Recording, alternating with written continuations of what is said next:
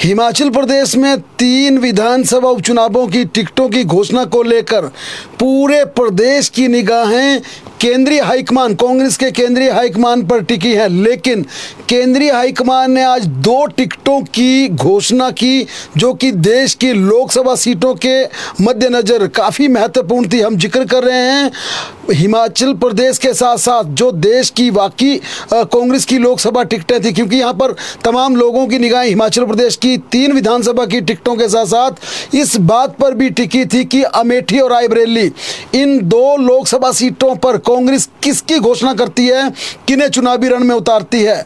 बहरहाल इसे लेकर आज सुबह ही तस्वीर साफ हो गई थी जब नामांकन प्रक्रिया शुरू होने से ठीक पहले रायबरेली से राहुल गांधी को प्रत्याशी बनाए जाने की घोषणा हुई और अमेठी से किशोरी लाल। लेकिन सबसे बड़ा महत्वपूर्ण यह था, चाहे नेशनल मीडिया की बात की जाए या तमाम लोगों की बात की जाए, इन 2 लोकसभा सीटों पर सबसे ज़्यादा चर्चा थी क्योंकि अपनी परंपरागत सीट अमेठी की बजाय राहुल गांधी को रायबरेली भेजा गया। रायबरेली भी गांधी परिवार की सीट रही है, लेकिन इस बार अमेठी से राहुल गांधी का हटना और रायबरेली में जाना एक अपने आप में बड़ी बात थी। और दूसरा, प्रियंका गांधी का चुनावी रण से हटकर पूरी तरह से यह बयान देना कि कोई चुनाव की कमान संभालने वाला भी चाहिए, यानी कि अब प्रियंका गांधी खुद चुनावी रण में नहीं होंगी, लेकिन पूरी चुनावी प्रक्रिया को, पूरी कैंपेन को देखेंगी। ये सबसे बड़ी बात है। पिछले कल भी ये चर्चा थी कि इस समय केंद्रीय हाईकमान का पूरा ध्यान रायबरेली और अमेठी की सीटों पर है और इन प्रत्याशियों की घोषणा होते ही बाकी तमाम सीटों को घोषित कर दिया जाएगा। हमने पिछले कल के बुलेटिन में भी साफ कहा था कि मुख्यमंत्री सुखविंदर सिंह सुक्खू ने हिमाचल प्रदेश की 3 सीटों के लिए एक प्रत्याशी का पैनल बनाकर केंद्रीय चुनाव समिति को भेज दिया, केंद्रीय हाईकमान को भेज दिया है। इस पर औपचारिक मोहर लगना बाकी है, लेकिन वहां पर जिस प्रकार से कांग्रेस के नेताओं की व्यस्तता है और रायबरेली अमेठी का जिस प्रकार से पूरे दिन का आज माहौल बना था, अब यह माना जा रहा है कि किसी भी वक्त जब केंद्रीय हाईकमान, केंद्रीय नेताओं को फुर्सत मिलेगी, चाहे वो राष्ट्रीय अध्यक्ष खड़गे हो या तमाम नेता हो, हिमाचल प्रदेश की 3 विधानसभा की सीटों के टिकटों को लेकर घोषणा किसी भी समय जारी हो सकती है। स्वयं मुख्यमंत्री या तमाम नेता ये कह रहे हैं कि आज देर शाम या कल तक घोषणा होने की संभावना है, किसी भी समय इसकी नोटिफिकेशन जारी हो सकती है। धर्मशाला से देवेंद्र जग्गी, राकेश चौधरी और हरभजन चौधरी में से किसी एक के टिकट पर मोहर लगेगी। देवेंद्र जग्गी, पिछले कल भी हमने कहा था, क्रेडिबल है, साफ छवि है, वफादार पार्टी के सिपाही हैं, एमसी धर्मशाला के मेयर रह चुके हैं, जिला परिषद के सदस्य रह चुके हैं, सीएम सुक्खू के बेहद करीबी हैं, 3 दशकों से पार्टी से जुड़े हैं। 36 का आंकड़ा उनका सुधीर शर्मा से पिछले 10 सालों से रहा है। हालांकि जग्गी की बात की जाए तो शहर में अच्छी पकड़ है। दूसरे वहां पर जो लगातार जिनके टिकट को लेकर कांग्रेस का एक मजबूत धड़ा उनकी पैरवी कर रहा था, राकेश चौधरी। और राकेश चौधरी ओबीसी समुदाय से आते हैं, निर्दलीय चुनाव लड़ चुके हैं, भाजपा का टिकट भी ले चुके हैं। यानी पिछले आम चुनावों में करीब डेढ़ साल पहले हुए आम चुनावों में सुधीर शर्मा का सीधा उनका चुनावी रण में मुकाबला हुआ था। यानी धर्मशाला का जाना पहचाना चेहरा है और पिछले चुनावों में कड़ी टक्कर भी धर्मशाला में हुई थी। निर्दलीय चुनाव लड़कर भी उपचुनावों में उन्होंने अपनी ताकत दिखाई थी। लेकिन तीसरा नाम, एक न्यूट्रल नाम, एक विकल्प के तौर पर राकेश चौधरी का उभर कर सामने आया। ओबीसी से ताल्लुक रखते हैं, जिला परिषद रह चुके हैं, ग्रामीण क्षेत्रों में अच्छी पकड़ है, मिलनसार स्वभाव है। ये 3 ऐसे नाम है धर्मशाला से जिस पर अब केंद्रीय हाईकमान को मोहर लगानी। हालांकि केंद्रीय हाईकमान पहले ही सीएम सुक्खू को ये स्पष्ट कह चुका था कि लोकसभा के टिकट हम घोषित करेंगे, 6 के 6 विधानसभा सीटों के लिए आप नाम सुझाएं, आप जिन नामों को भेजेंगे उस पर हम ठप्पा लगा देंगे। सीएम सुक्खू देवेंद्र जग्गी के नाम का खुले मन से ऐलान कर चुके थे कि धर्मशाला से हम जग्गी को टिकट देंगे, लेकिन आधिकारिक रूप पर इसकी घोषणा तब होगी जब केंद्रीय हाईकमान ठप्पा लगा देगा। बरसर से सुभाष ढडवालिया, किशन चौधरी, विपिन ढडवालिया, ये 3 नाम प्रमुख हैं। ढडवाल क्षेत्र से ताल्लुक रखने वाले सुभाष डडवालिया बड़सर बाढ़ से जिला परिषद सदस्य रह चुके हैं, कलवाल पंचायत के प्रधान रह चुके हैं। किशन चौधरी भी जिला परिषद सदस्य और साथ में पंचायत प्रधान रह चुके हैं। विपिन डडवालिया का भी अपने इलाके में, अपने क्षेत्र में एक अच्छा रसूख है, पंचायत प्रधान रह चुके हैं। मिलनसार स्वभाव है। लाहौल स्पीति की बात की जाए तो मामला मारकंडे और अनुराधा राणा के बीच पूरी तरह से टिकट को लेकर फंसा हुआ था और इन दो में से किसी एक पर फैसला होगा। मुख्यमंत्री सुक्खू ने केंद्रीय हाईकमान को लाहौल स्पीति से अपनी पसंद बता दी है। तीनों सीटों पर, चाहे धर्मशाला हो, बड़सर हो या फिर लाहौल स्पीति हो, सीएम सुक्खू ने तीनों सीटों के लिए सिंगल पैनल बनाकर केंद्रीय हाईकमान को भेज दिया है। अब केंद्रीय हाईकमान की व्यस्तता पर हिमाचल की टिकटों की घोषणा किसी भी समय होगी। अब केंद्रीय हाईकमान के नेताओं को जैसे ही फुर्सत मिलेगी इस पर मोहर लगाकर टिकटों को अनाउंस कर देगी। हिमाचल प्रदेश की महिलाओं को 1500 रुपए दिए जाने का जिस प्रकार से पिछले आम चुनावों से लेकर अब तक एक बड़ा मुद्दा रहा है, लेकिन इस पूरे मामले को लेकर जिस प्रकार से केंद्रीय चुनाव आयोग को चिट्ठी लिखी गई है उसमें 3 बिंदुओं पर प्रपोजल भेजा गया है। चुनाव आचार संहिता से पहले आए आवेदनों का प्रोसेस शुरू करने की स्वीकृति मांगी गई है। नए आवेदनों को लेकर भी आयोग ने परमिशन मांगी है कि हम नए आवेदनों को लेकर प्रोसेस शुरू करें। 1500 के बजट अप्रूवल को क्लैरिफिकेशन भी मांगी है। सामाजिक न्याय अधिकारिता विभाग ने आयोग के पूर्व परमिशन पर भी क्लैरिफिकेशन मांगी है ताकि जिला वेलफेयर अधिकारियों को से नए आवेदन लिए जा सके। लेकिन केंद्रीय चुनाव आयोग इस पर अनुमति देता या नहीं देता, ये काफ़ी रोचक होगा क्योंकि इस मुद्दे को लेकर भारतीय जनता पार्टी बार बार सरकार पर ये आरोप लगा रही है कि आपने महिलाओं से वायदा किया था कि सरकार बनते ही उनके खाते में 1500 रुपये आ जाएंगे। 1.5 साल हो गया, आपको चुनावों के दौरान ही ये फॉर्म भरवाने की याद क्यों आई? सरकार कह रही है हमने स्पीति में दिया, लाहौल में दिया, अब बाकी जगह भी हम देना चाहते थे, लेकिन भाजपा ने चुनाव आयोग से शिकायत करवा के ये मामला रखवा दिया। बहरहाल निजी विश्वविद्यालयों व कॉलेजों के कोर्सेज की जांच की जाएगी। इंफ्रास्ट्रक्चर व फैकल्टी न होने पर कोर्सेज बंद होंगे। एजुकेशन डिपार्टमेंट की स्पेशल टीम इसकी जांच करेगी। शिक्षा नियामक आयोग को भी विभाग ने जांच के लिए पत्र लिखा है। नए कोर्स के लिए कॉलेज विश्वविद्यालय को आयोग से मंजूरी लेना बेहद जरूरी होगी। प्रोफेसर भर्ती के लिए दस्तावेजों की जांच की जाएगी। जॉब ओरिएंटेड आधार पर उच्च शिक्षण संस्थानों में कोर्स शुरू होंगे। इस वर्ष निजी संस्थानों में 500 से ज़्यादा नए कोर्स शुरू करने की योजना है। निजी संस्थानों को इस बार फॉलो होंगे एनईपी के नए नियम।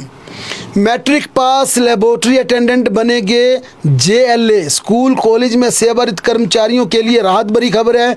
शिक्षा विभाग ने बाकायदा डीपीसी के लिए ब्यौरा मांगा है। 2015 में रेगुलर लेबोरेटरी अटेंडेंट बनेंगे। चुनाव आचार संहिता हटते ही इसमें पुलिस विभाग के लिए एक अच्छी खबर है क्योंकि 34 सब इंस्पेक्टर को पदोन्नत करने के लिए बाकायदा परमिशन मांगी गई थी। केंद्रीय चुनाव आयोग ने इन 34 सब इंस्पेक्टर को पुलिस इंस्पेक्टर पद पर पदोन्नत करने की मंजूरी प्रदान कर दी है और इस मंजूरी के बाद डीजीपी अतुल वर्मा ने इनकी पदोन्नति के आदेश जारी कर दिए हैं। इन्हें इंस्पेक्टर पद पर प्रमोट किया गया है। डीजीपी ने अपने आदेशों में स्पष्ट किया कि प्रमोट किए गए पुलिस जवानों को उनके मौजूदा स्थान पर इंस्पेक्टर का चार्ज लेना है। कांगड़ा में सब इंस्पेक्टर रिंकू नारायण सिंह व सुरजीत सिंह को प्रमोट किया गया है। मंडी जिला में मनीष कुमार, लेखराज, अनिल कुमार, रूप सिंह, लाहौल स्पीति में अर्जुन सिंह, किन्नौर में जगदीश कुमार, जानेश्वर ठाकुर, शिमला में जसवंत सिंह, जयंत करुण गौतम, अनिल कुमार, जीत राम, देवी सिंह और बलदेव सिंह, सिरमौर में रविंद्र पाल, सोलन में बलदेव सिंह को पदोन्नति दी गई है। विजिलेंस में संचालित कालिया योगेश कुमार, सुमन बाला, परमजीत सिंह, प्रताप चंद, राम सिंह, स्टेट सीआईडी में संजीव कुमार, अशोक कुमार नेगी, पुलिस जिला नूरपुर में उद्यम सिंह, पीटीसी ड्रोब के सतपाल, छठी आईआरबी बटालियन में रामलाल व देवराज, 3rd IRBN बटालियन में भूपिंदर सिंह, 4थी IRB में मूलराज और बद्दी में संजय कुमार को सब इंस्पेक्टर पद से इंस्पेक्टर पद पर प्रमोट किया गया। काफ़ी महत्वपूर्ण है कि ये प्रमोशन के लिए पुलिस विभाग ने, गृह विभाग ने बाकायदा केंद्रीय चुनाव आयोग से अनुमति मांगी थी। अनुमति आने के बाद इन 34 के 34 सब इंस्पेक्टर को इंस्पेक्टर पद पर पदोन्नत कर दिया गया है। ये खबर इसलिए महत्वपूर्ण है, अब तमाम अन्य विभागों में जिनकी पदोन्नतियाँ या इंक्रीमेंट के तमाम मामले लटके हुए हैं, रुके हुए हैं, डीपीसी का प्रोसेस रुका हुआ है, उनके लिए भी यहाँ से सीधा रास्ता खुल गया है। केंद्रीय चुनाव आयोग अब सीधे तौर पर जिनका ड्यू है उन्हें धीरे धीरे परमिशन देने शुरू हो गया है। अब उन तमाम कर्मचारियों के लिए राहत भरी खबर है जिनका पदोन्नति का पूरा मामला तय था, ड्यू था, अब उनके लिए रास्ता खुल गया है। आज नेताओं की जुबानी जंग जबरदस्त बोली, चाहे कंगना की बात हो या विक्रमादित्य सिंह की बात हो, और मंडी में जिस प्रकार का माहौल बना हुआ है। अगर आप हिमाचल प्रदेश की बात की जाए तो हिमाचल प्रदेश में आमतौर पर देखा गया है चुनाव शालीनता के साथ लड़ा जाता है, लेकिन जिस प्रकार से सियासी बार चल रहे हैं, जिस प्रकार का वाकयुद्ध चल रहा है, चाहे वो कंगना के खेमे से हो या विक्रमादित्य के खेमे से हो, दोनों तरफ से बराबरी की चोट चल रही है। जिस प्रकार से पहले प्रतिभा सिंह ने कंगना के खिलाफ बयान दिया कि एक हुस्न परी आई है, ऐसी चीज है, उसको देखने के लिए आते हैं, भाजपा ने इसका जबरदस्त पलटवार किया। फिर कंगना रनावत सीधे सीधे विक्रमादित्य सिंह पर उतराई। उन्होंने कहा कि विक्रमादित्य सिंह महिलाओं का सम्मान नहीं करते, अपनी पत्नी का सम्मान उन्होंने नहीं किया। अब इस देखा रेख में दूसरे कार्यकर्ता सोशल मीडिया पर जिस प्रकार की बातें लिख रहे हैं, जिस प्रकार की बातें कर रहे हैं, चाहे वो कोल सिंह का जिक्र किया गया हो, दूसरे नेताओं की बात रखी गई हो, अब धीरे धीरे मंडी का माहौल अमर्यादित होता जा रहा है। यानी कि जुबानी जंग इतनी फिसल रही है कि अब निजी जीवन में तमाम नेता चुनावों की आदर्श आचार संहिता को भूलकर, अपने आदर्शों को भूलकर, या हिमाचल प्रदेश की देवभूमि की मर्यादा को भूलकर धीरे धीरे जिस प्रकार से प्रहार कर रहे हैं, और ये एक तरफ से नहीं बल्कि दोनों तरफ से इस प्रकार का कीचड़ उछाला जा रहा है, दोनों तरफ से छींटाकसी हो रही है, जो ना डेमोक्रेसी के लिए अच्छी है, ना देवभूमि हिमाचल प्रदेश के लिए अच्छी है। अगर अब दूसरे नेताओं की बात कीजिए, क्योंकि सबसे ज्यादा इस समय दिलचस्प मामला कंगना रनौत वर्सेस विक्रमादित्य सिंह का बना हुआ। इन दोनों नेताओं को लेकर न केवल मंडी की जनता बल्कि शिमला में भी इस प्रकार का माहौल है, कांगड़ा का माहौल है। चुनाव मंडी में लड़ा जा रहा है, लेकिन हमीरपुर, ऊना, बिलासपुर, सिरमौर, कांगड़ा, चंबा, इन तमाम जिलों में भी मंडी की सीट को लेकर कंगना बनाम विक्रमादित्य सिंह को लेकर जंग लड़ी जा रही है, चाहे सोशल मीडिया पर हो या कार्यकर्ताओं का आपसी टकराव हो। इसके पीछे बड़ी वजह है कि कंगना रनावत हिमाचल की बेटी है, इसमें कोई दो राय नहीं है, लेकिन एक बड़ा नाम देश की सियासत में जिस प्रकार से उन्होंने शिवसेना से पंगा लिया, जिस प्रकार से उन्होंने माया नगरी में टकराव किया, जिस प्रकार से वह हिमाचल के छोटे से गांव से उठकर गई और अपने आप को एस्टैब्लिश किया, जाहिर तौर पर अब उनका पूरे देश में एक बड़ा नाम है, सेलिब्रिटी बन चुकी हैं। मंडी में वह चुनाव लड़ने के लिए आई तो इस प्रकार की बातें उठनी थी। लेकिन दूसरी तरफ विक्रमादित्य सिंह, जिन्हें हिमाचल प्रदेश की भविष्य की राजनीति का सितारा कहा जाता है, ये माना जाता है कि विक्रमादित्य सिंह आने वाले समय में हिमाचल प्रदेश का भविष्य है। उनका काफी लंबा कैरियर है, छोटी सी उम्र में अब बेहद कम उम्र है। शांता कुमार के बाद देखा जाए तो विक्रमादित्य सिंह प्रदेश की ऐसी दूसरी शख्सियत है जो कि इतनी छोटी उम्र में कैबिनेट मंत्री बने हैं। इससे पहले शांता कुमार 1978 के आसपास वह जब मुख्यमंत्री बने थे, 1978 में जब मुख्यमंत्री बने थे, उनकी आयु भी करीब 32 साल थी। विक्रमादित्य सिंह जैसे दूसरे नेता शांता कुमार के बाद जो इतनी छोटी उम्र में कैबिनेट मंत्री बने हैं, और उनकी पॉपुलरिटी का ग्राफ जिस प्रकार से यूथ में है, उसके चलते अब ये मंडी की सीट बेहद दिलचस्प हो चुकी है, क्योंकि दोनों पार्टियों ने अपने मजबूत स्तंभ, अपने सितारे चुनावी रण में उतारे हैं। यही वजह है कि प्रदेश के दूसरे जिलों में भी अब मंडी के रण को लेकर चर्चा हो रही है। लेकिन अगर दूसरे नेताओं की बात की जाए तो जयराम ठाकुर ने आज कहा कि सुक्खू सरकार सिर्फ संस्थानों को बंद करने, लोगों को दुख देने के लिए जानी जाएगी। कोटखाई में आयोजित पन्ना प्रमुख सम्मेलन में नेता प्रतिपक्ष जयराम ठाकुर ने कहा, आने वाले 5 साल भारत के इतिहास में बेहद अहम रहने वाले हैं। नरेंद्र मोदी का तीसरा कार्यकाल भारत की ऐतिहासिक बुलंदी का कार्यकाल होगा। जयराम ठाकुर ने कहा, नरेंद्र मोदी ने सेब पर इंपोर्ट ड्यूटी 50% की, इसके बाद भी 50 रुपये न्यूनतम मूल्य निर्धारित किया, जिससे हिमाचल के बागवानों को बहुत बड़ी राहत मिली। कांग्रेस की सरकार ने बागवानों को ठगने का काम किया, बागवानों को सेब के दाम तय करने की गारंटी दी, लेकिन सेब बेचना भी मुश्किल हो गया। उन्होंने कहा, इस समय कांग्रेस में कोई चुनाव लड़ने को तैयार नहीं है। अब तो उनसे सबसे बड़े नेता भी चुनाव लड़ने से भाग रहे हैं। सबसे पहले अमेठी से चुनाव लड़ने वाले थे, उनके जो सबसे बड़े नेता पहले अमेठी से चुनाव लड़ने वाले थे, लेकिन उन्हें अपनी पारंपरिक सीट की ज़मीनी हकीकत का अंदाज़ा हो गया और अपनी दूसरी पारंपरिक सीट रायबरेली चले गए, क्योंकि वहाँ स्मृति ईरानी से हारना नहीं चाहते थे। जयराम ठाकुर ने मुख्यमंत्री सुखविंदर सिंह सुक्खू पर हमला करते हुए कहा कि प्रदेश में दुख की सरकार चल रही है, ये सरकार बहुमत खो चुकी है, जनता की नज़र में भी सरकार की छवि तार तार हो गई है। नेता प्रतिपक्ष ने कहा कि कांग्रेस ने प्रदेश में हजारों की संख्या में चले हुए संस्थानों को बंद कर दिया। दुख इस बात का है, ये गारंटी देने वाली सरकार अब सुविधाएं भी बंद कर दी हैं। कांग्रेस इसी तालाबंदी के विकास कर रही है।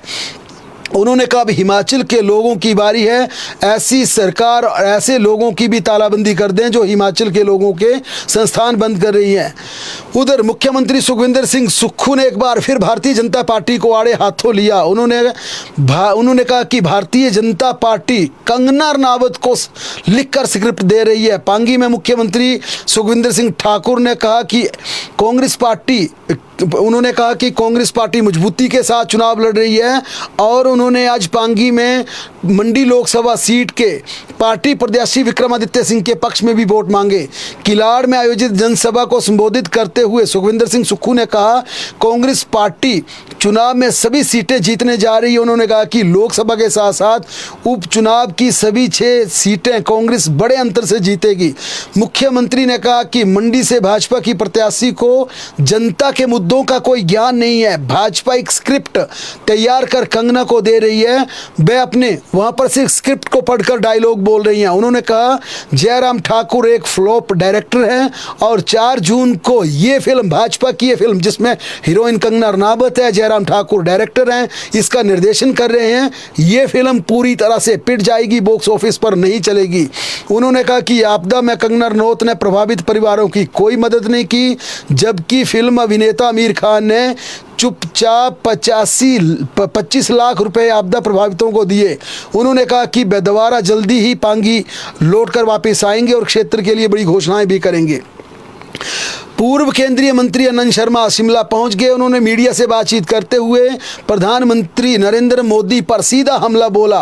कांगड़ा लोकसभा सीट से कांग्रेस प्रत्याशी एवं पूर्व केंद्रीय मंत्री आनंद शर्मा ने कहा कि प्रधानमंत्री नरेंद्र मोदी इधर उधर की बातें कर रहे हैं, लेकिन जनता का जो प्रमुख मुद्दे हैं उसे ध्यान हटा रही हैं। प्रत्याशी बनाए जाने के बाद पहली बार शिमला पहुंचे आनंद शर्मा ने कहा कि प्रधानमंत्री के रूप में जो बातें मोदी को करनी चाहिए उन बातों को पूरी तरह से इग्नोर कर रहे हैं। आनंद शर्मा ने कहा कि पीएम इधर उधर की बातें करने की बजाय 2014 में किए गए 2 करोड़ नौकरी, अग्निवीर स्कीम, कर्मचारियों की पेंशन जैसे मुद्दों पर जनता को स्थिति स्पष्ट करें।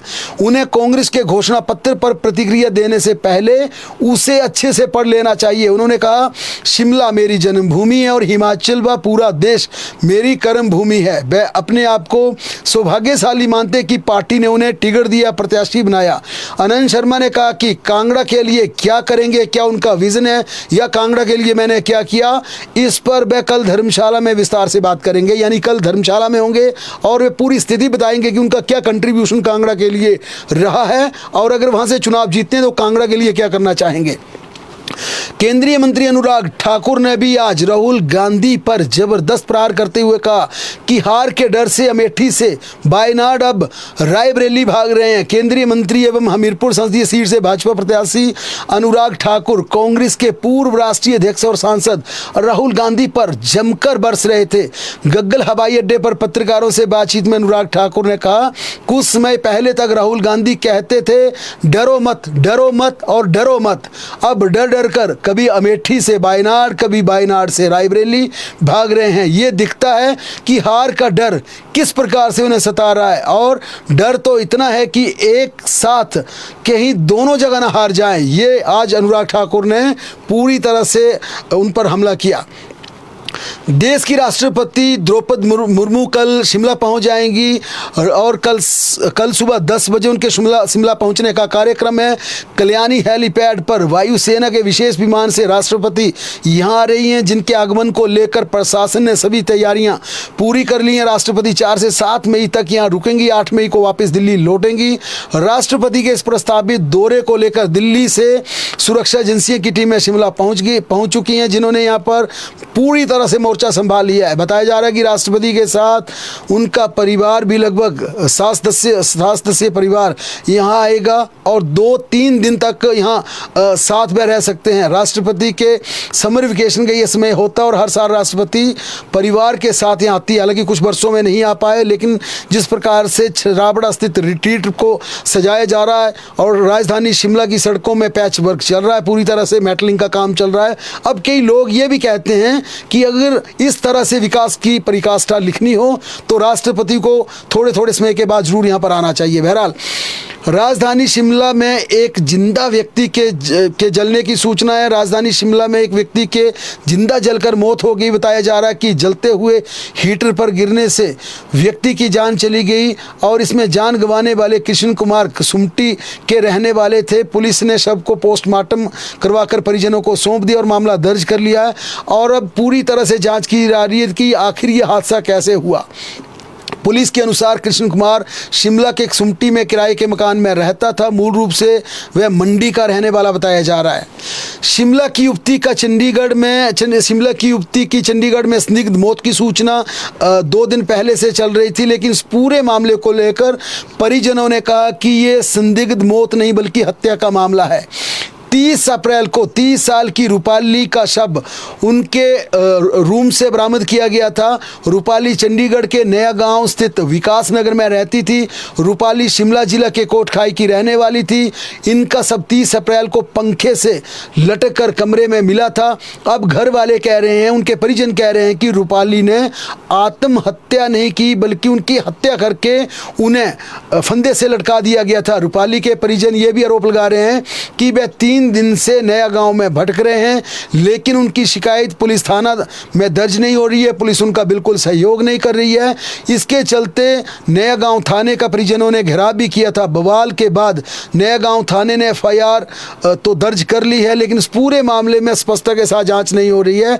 अब पोस्टमार्टम रिपोर्ट के बाद खुलासा होगा कि आखिर ये आत्महत्या का मामला था या हत्या का या कुछ और। पंजाब के बाद चेन्नई सुपर किंग्स की टीम भी धर्मशाला पहुंच गई। अंतर्राष्ट्रीय क्रिकेट स्टेडियम धर्मशाला में 5 मई को पंजाब किंग्स के साथ होने वाले IPL मैच के लिए चेन्नई सुपर किंग्स की टीम आज दोपहर धर्मशाला पहुंची। गग्गल एयरपोर्ट पर टीम के खिलाड़ियों का HPCA के पदाधिकारियों की ओर से जबरदस्त इस्तकबाल किया गया। यहां से खिलाड़ी सीधे कंडी स्थित होटल रेडसन ब्लू के लिए रवाना हो गए। पंजाब किंग्स की टीम बीते कल धर्मशाला पहुंच गई थी। धर्मशाला में पंजाब और चेन्नई के बीच रविवार को IPL का मुकाबला खेला जाएगा। इसके अलावा 6 मई को RCB की टीम भी गग्गल हवाई अड्डे पर उतरेगी, जो 9 तारीख को पंजाब किंग्स के साथ अपना मुकाबला खेलेगी। मौसम की बात रिलीज किया गया, जिस प्रकार से पूर्वानुमान का प्रेस रिलीज जारी किया गया, उसमें मौसम विज्ञान केंद्र ने कहा था कि धर्मशाला समेत निचले हिस्सों में 5 मई को मौसम साफ रहेगा। यानी कि देश के प्रदेश के पड़ोसी राज्य के जितने भी क्रिकेट प्रेमी हैं उनके लिए अच्छी खबर है कि धर्मशाला में 5 मई को प्रस्तावित मैच में बारिश के बादल छंट गए हैं, बारिश का साया टल गया है। ये मैच पूरी तरह से सेफ है, बारिश नहीं होगी। हालांकि पिछले कल जरूर मौसम विज्ञान केंद्र की एक चिट्ठी ने डराया था जिसमें 5 मई को येलो अलर्ट दिखाया गया था, लेकिन आज इस प्रकार से 24 घंटे के बाद अगला बुलेटिन जारी हुआ, उसमें कहा गया कि 4 तारीख को बारिश होगी, लेकिन 5 को यानी कि मैच के दिन मौसम साफ रहेगा। ये क्रिकेट प्रेमियों के लिए अच्छी खबर है।